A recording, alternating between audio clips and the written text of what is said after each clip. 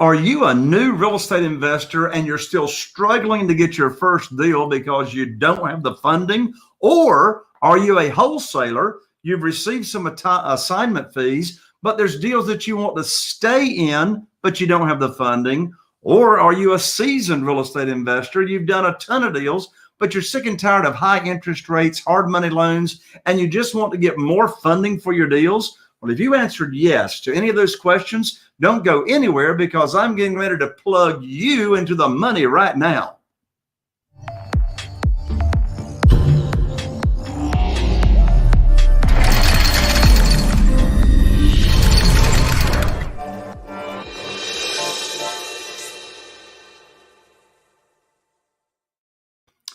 Well, hello and welcome to another episode of the Private Money Academy podcast. I'm Jay Conner, known as the Private Money Authority. And here on the Private Money Academy podcast, of course, we always talk about private money. In addition to that, I always have amazing experts and guests come join me here on the podcast to talk about their different expertise in real estate investing. And we cover all types of topics. Today, you're going to be really excited to hear what my guest has to say. But first, as I just did a moment ago, I promised you that whether you're a new real estate investor, a wholesaler, or a seasoned real estate investor, and you just need more funding for your deals, well, wow, have I got a big surprise and a gift for you. You see, I just recently released my brand new book, which is titled Where to Get the Money Now, subtitle, How and Where to Get Money for Your Real Estate Deals Without Relying on Traditional or Hard Money Lenders. We released it. The very first day became an Amazon bestseller. And this book, I guarantee you, will get funding for you, show you exactly how to get funding for your real estate deals without relying on traditional banks, mortgage lenders, hard money lenders, etc.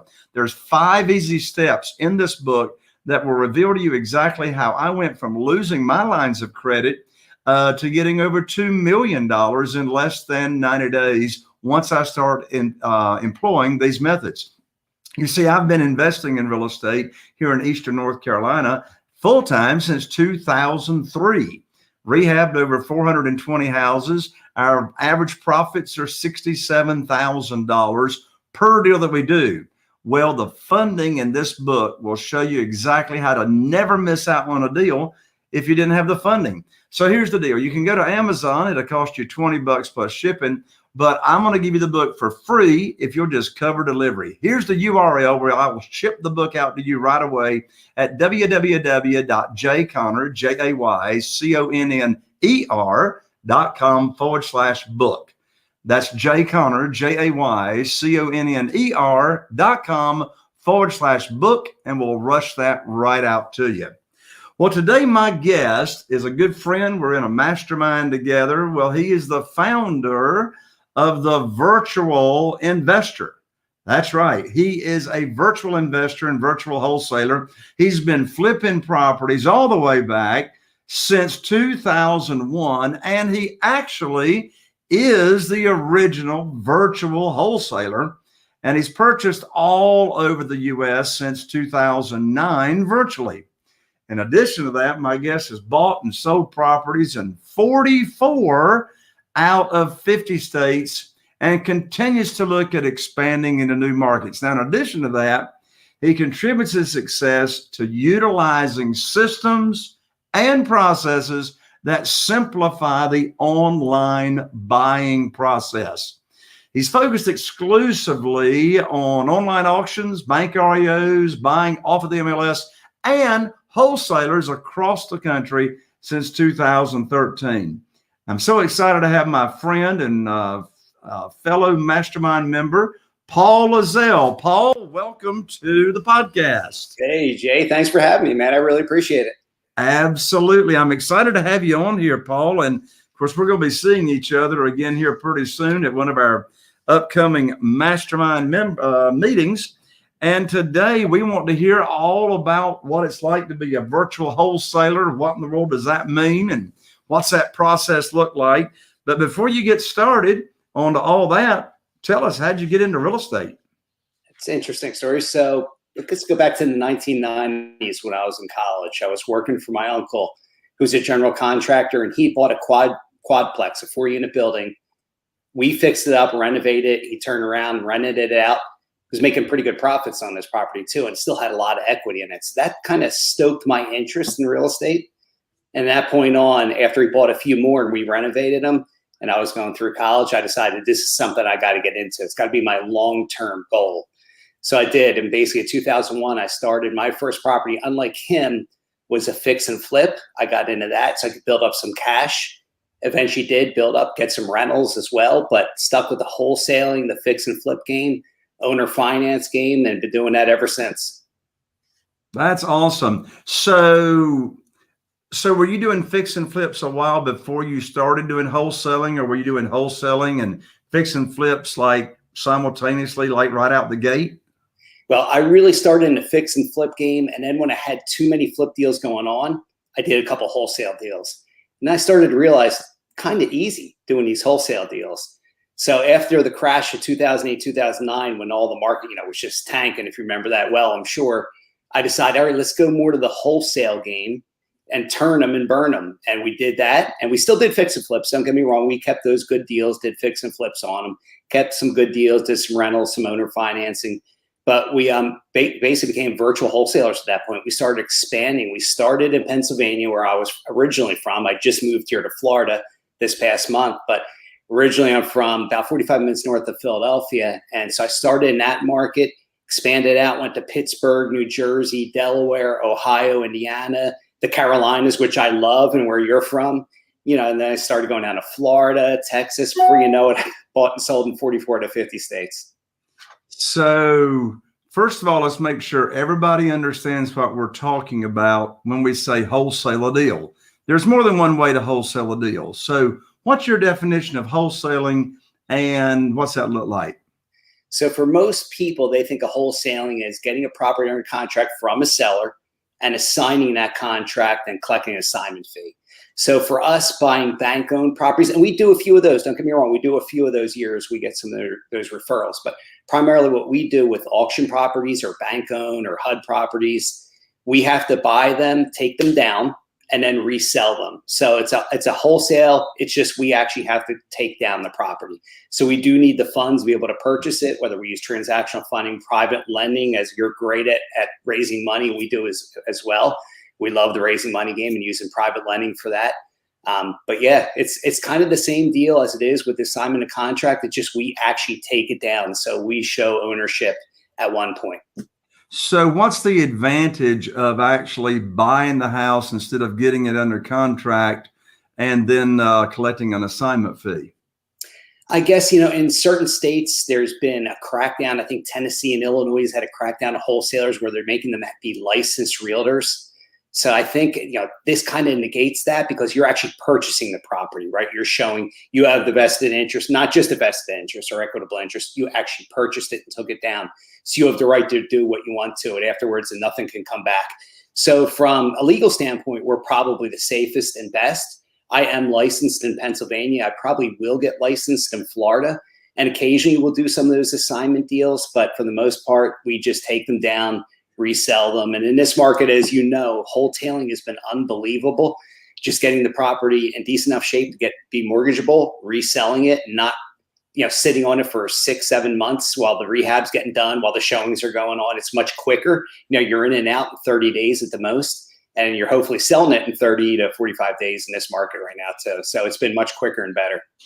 Right. So the reason you actually buy the house and take ownership of it is that way, regardless of where you're doing business, you don't have to worry about there being issues with just collecting an assignment fee. Am I hearing you right on that? Absolutely. I mean, we would prefer to do it without having to have all the cash and buy it, but the banks don't allow you. So if you buy a property from the bank, you can't just assign it to another buyer. You must take it down in your name. And you can do things. We've done things in trust. Trusts are great, but the problem with that is unless it's an investor that's a buyer investor that's trust in you and understands what you're doing, that you know what you're doing, they usually don't want to buy your trust. Or if you put it in an LLC and sell them that LLC, they don't usually want to buy it. And I totally understand that. They're going to want to put it in their own.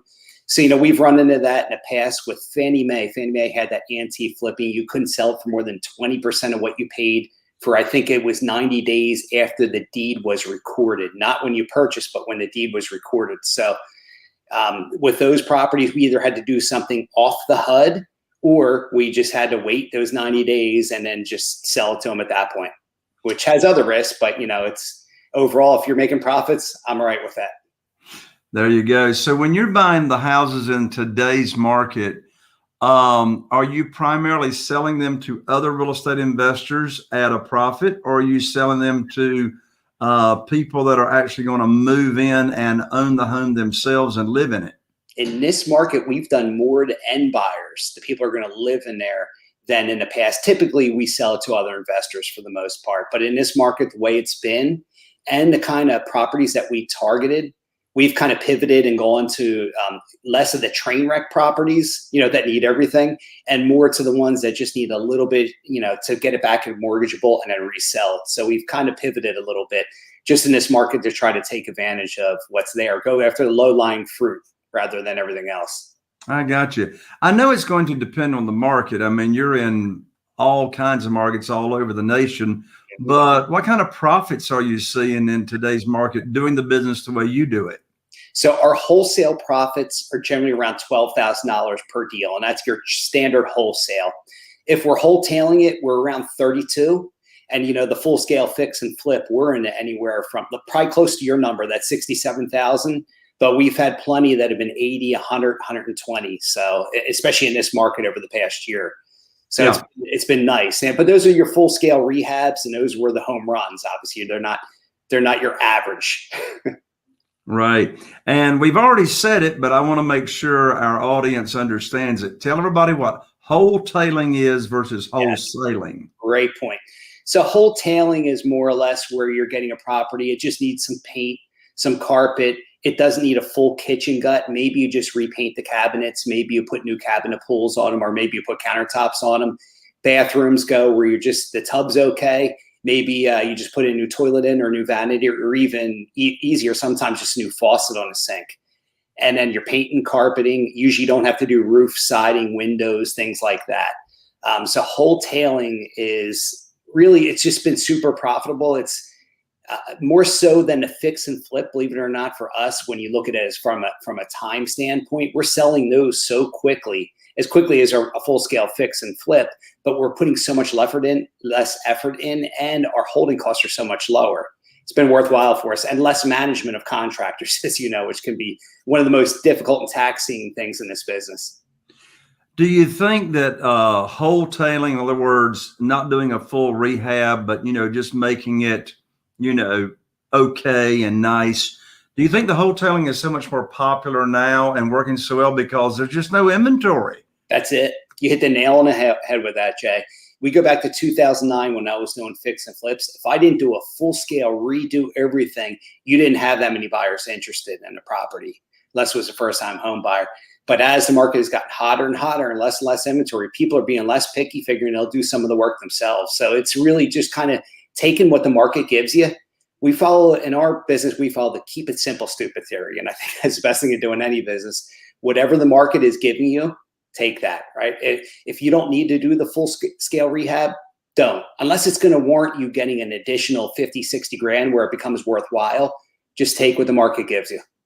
Yeah. So how do you determine how to price? Like if you're wholetailing a house to an end buyer, what's your criteria for pricing that home at the stage you've got it in versus, say, a complete rehab? So basically what we do now with the wholetailing, we're discounting it 10, 15% off what the normal end, full scale rehab would be, which is still giving some equity to the buyer should they want to do something there, and still it makes them fly off the shelves. I tell you, they don't last very long when you're just doing the basics and people see it's clean, easy. I can change the carpet, I can change the paint color or whatever. I can do this or that. So people aren't as picky as they used to be because there's just no inventory. It's hard to be picky. You take what's there, basically, more or less. So in this market, as long as it's clean and it smells good, if it's dated, that's okay, right? Dated's okay. You go to 80s, 90s style, people can live with that as long as things aren't broken, right? As long as you don't have holes in the roof and things like that. Roof is definitely a big issue, HVAC system for people.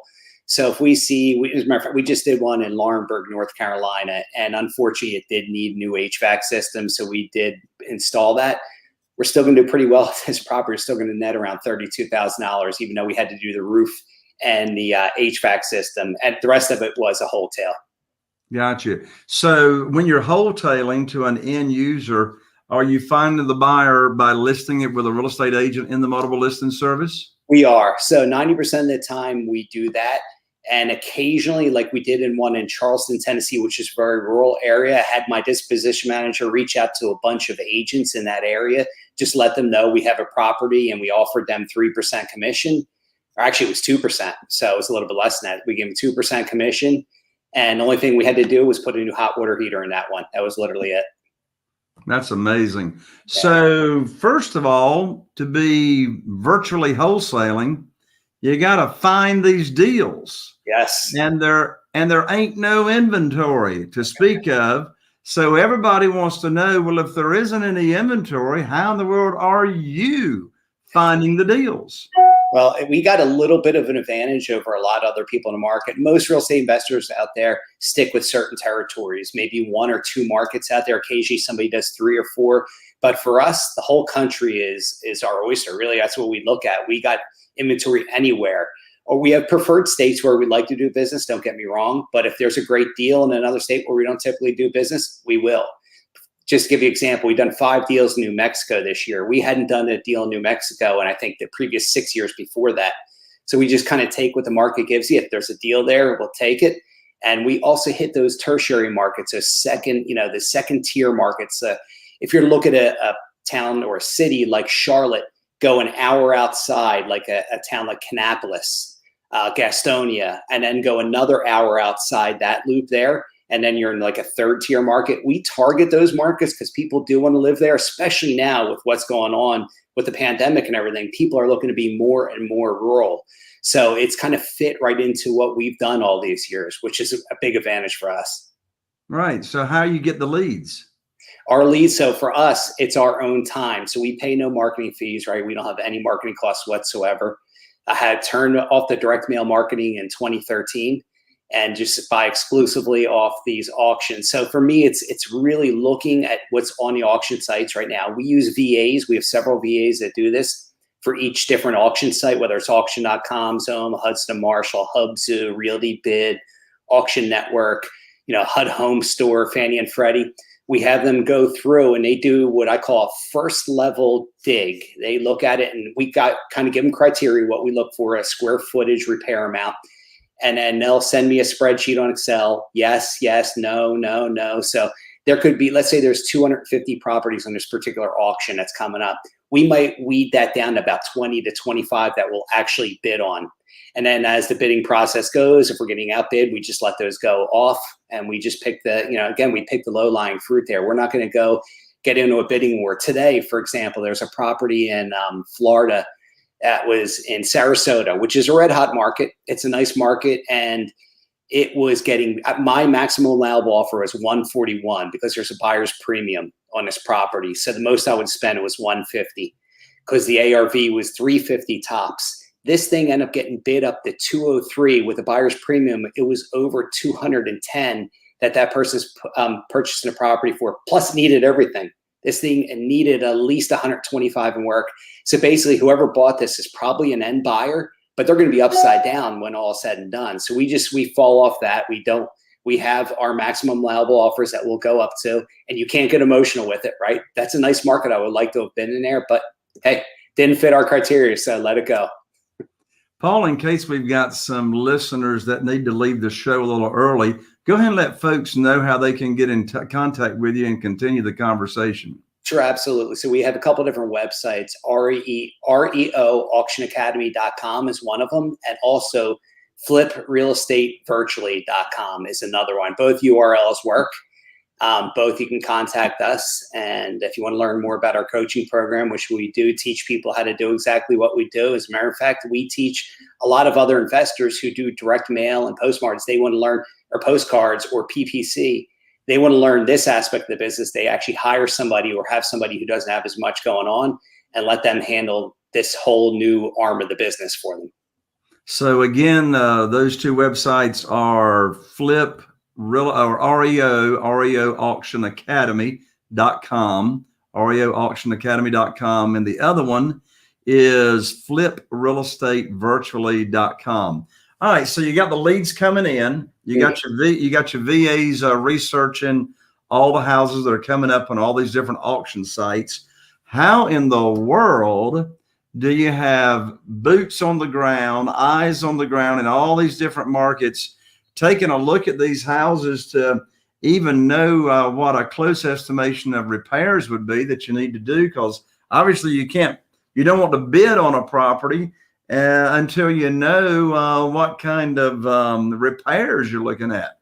Absolutely. And this is important. This is one of the most important things on how you develop these kind of relationships. And these relationships end up blossoming and give you more deals throughout the years. I'll give you an example of it. So in Tucson, Arizona, there's an REO agent who I bought a bunch of properties through over the years from 2010 all the way through now. We still currently do.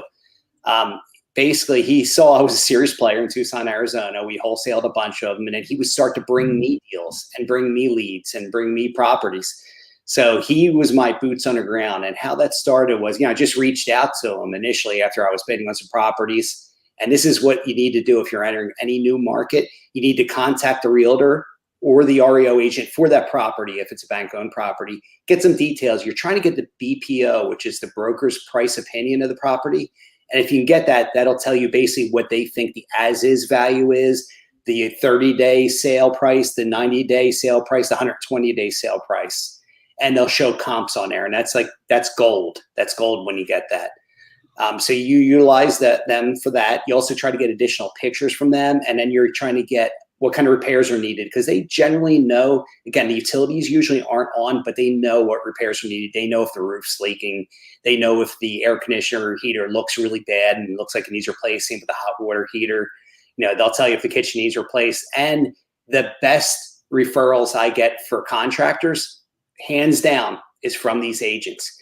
And the big reason is these contractors that work for these agents get referrals, and they get a lot of referrals. So they do not want to screw over these agents when they're giving them basically their free marketing. So the guys that we've used from all the agent referrals have all been good. And I'm going to knock wood when I say that. The ones that I've run into that have been bad are ones that I've picked on my own. I've also gotten great ones, but the best referrals from people who are there, who have boots on the ground and have local people who know how to do those repairs. So we rely big time on the agents on these properties. If there is no agent, we use a company called BPO Photo Flow that'll go out there and take some pictures of the property. And if we have a lockbox, they can usually get inside, take some more pictures, and we kind of tell them what to look for. Take pictures of the exterior, make sure there's no cracks in the foundation. Take a picture of the basement, the systems, make sure the HVAC's all right, hot water heater, kitchens and bathrooms are important. Anything that they notice cracks or issues with flooring, whatever, anything off level, we want to know that kind of thing. If there's moisture in the basement, just so we know what we're in for. And they generally do a pretty good job, and they're fairly inexpensive to utilize.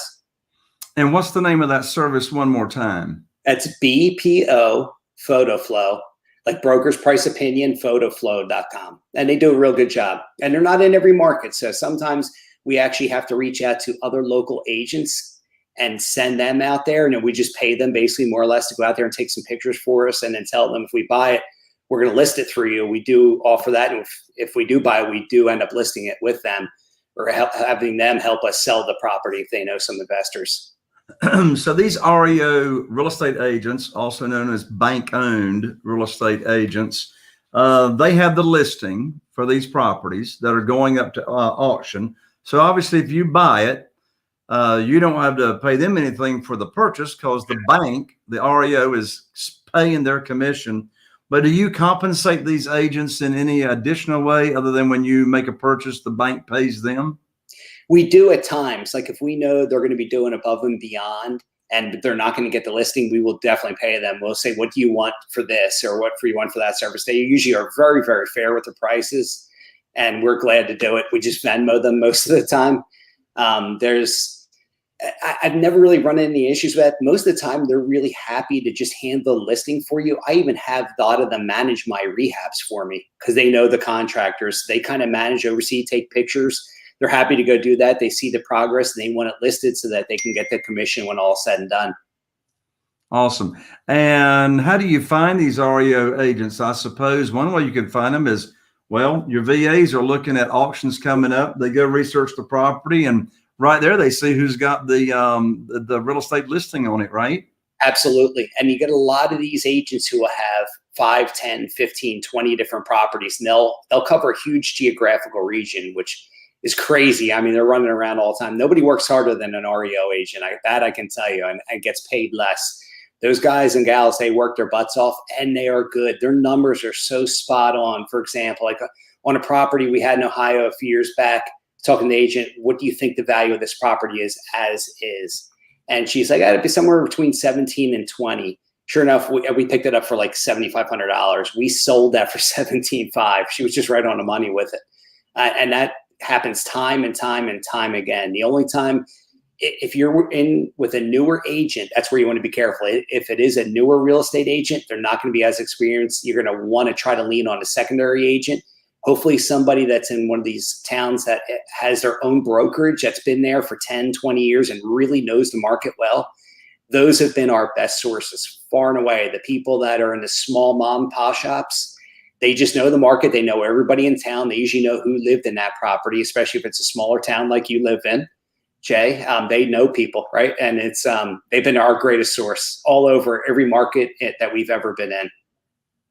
Let's say that you make a bid and you win the bid at the auction, and all these auctions are online, right? Yes, they're all online. Yeah. So you win the bid. So now you're the winning bidder.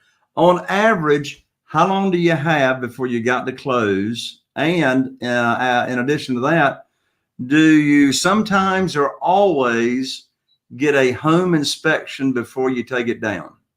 So I'll answer the first question first. 30 to 45 days usually is what you got time-wise. Sometimes a little bit longer if the title is a little cloudy or there's past issues or something wasn't done right at the sheriff's sale. That's the first question, the answer to the first question. And the second one, we never get a home inspection. We'll just send a contractor out there. I don't have too much faith in home inspection field business people. Most of these guys learn out of a book and never swung a hammer a day in their life.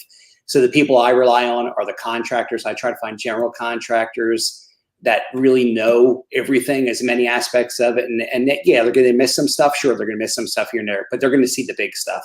And they've been a great source for me, and they're far less expensive because you're just pay $400 or $500 for these home inspections when I could send a guy out there for $100 to go give me a pretty good inspection, you know. And again, as you said, you find these general contractors by referral from the bank-owned real estate agents, right? Yep. And about 95% of the time, they don't charge you a penny to go out there. They're hoping to get the work. So that's amazing. That's fantastic. Yep. Well, this is a fantastic business model you've got, Paul. Parting comments. You know, I love it. It's a great business model. The one thing I really like about it is that I can turn the business on or off anytime I want.